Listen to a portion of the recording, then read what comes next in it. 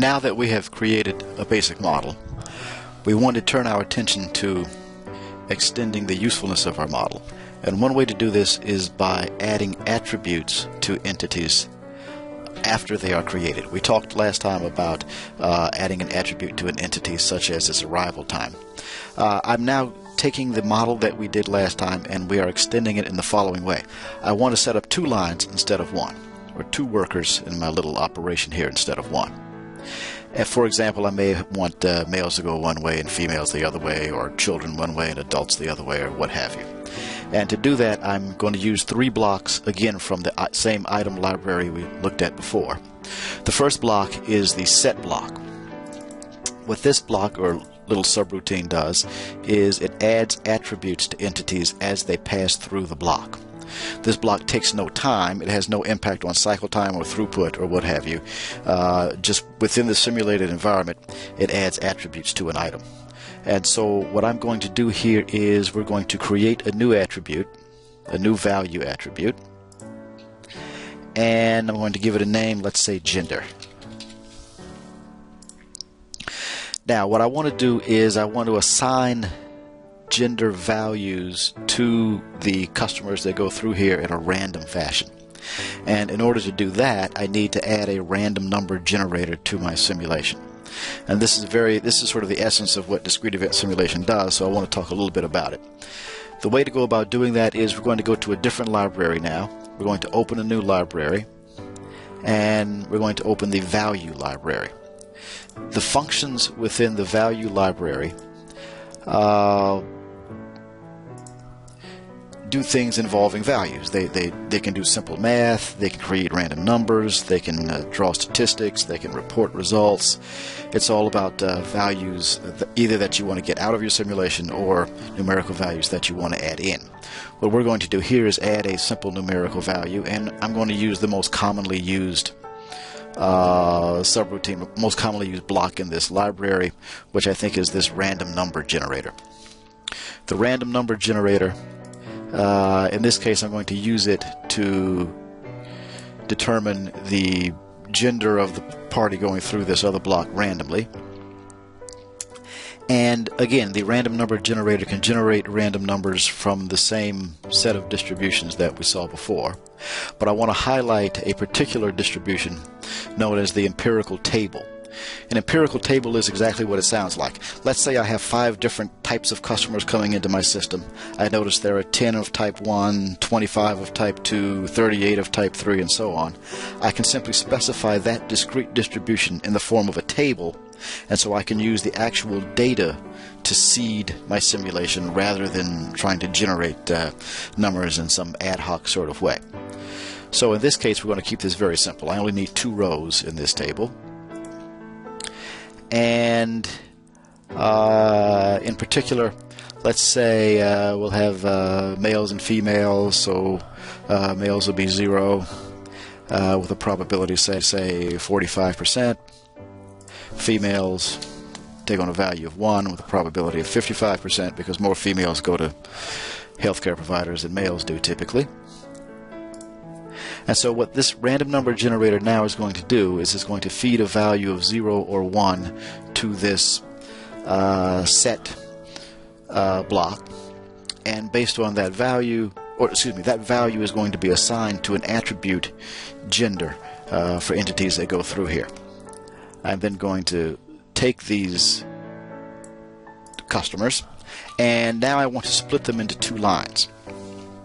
In this case for males and females, and I'm going to use the select item out block, which is from the item library.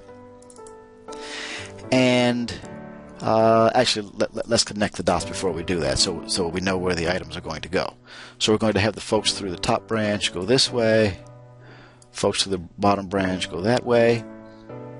A couple of small points here. I can actually extend this to make it as many branches as I like, but in this case we only need 2, so we'll just leave it like so. And we need to tell this block to route the item based on the value of the attribute.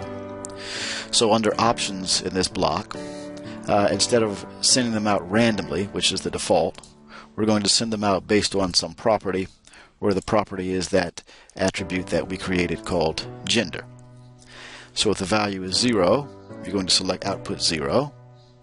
If the value is 1, then we'll select output 1. And 0 goes through the top output. We'll have everything else go through the bottom output. Okay, so now we should have customers generated with random arrival times. There'll be a random gender, and they'll go to the appropriate line. Over here I'm going to use a new block called the select item in block, which is simply going to merge these two item streams back into one. And then after we merge them back into one, we'll put them back to the exit block and sort of be done with it. Since I'm handling twice as many customers here, instead of shutting this down after 15 customers, let's shut it down after 30. So in my executive block on the control tab, I'm going to change that from 15 customers to 30 customers. And if I have done this right, let's turn the animation on. If I've done this right, we should be able to see customers coming through. Some of them will go one way, some will go the other way. And so what we have done is we've added attributes to an item. We've used that item to perform simple routing. We've altered the structure of our simple simulation, and this is the basic strategy that we're going to follow. You start with a very simple model of your system, and you add elements to make it more and more realistic. For example, multiple servers, multiple lines, multiple types of customers, and so on. A couple of other little slight notes. When you animate these simulations, you can make them go a little bit faster. Okay? If you're really in a hurry, you can simply turn the animation off, and this thing will finish almost immediately. But let us let this go ahead and finish, and then we'll show one last thing before we close out this video. We have two different information blocks here, one covering the top line, one covering the bottom line. And we're still tracking the cycle time of those two different lines. But I want to show you a neat little trick here. I'm going to come up here and grab what's known as the clone layer in Extend, and what that will allow me to do is to clone this value. So I can take a copy of it out of the information block and put it anywhere on the screen that I like. I can do the same thing for this guy and put him on the screen.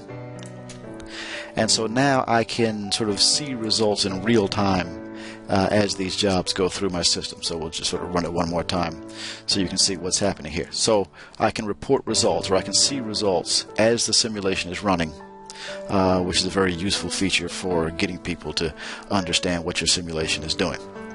Again, that is basically what we wanted to cover here, adding attributes, using those attributes to perform simple routing, and reporting results in a somewhat useful way. Next time, we'll talk about tracking resources, and we'll want to say a little bit more about managing these queues in our system.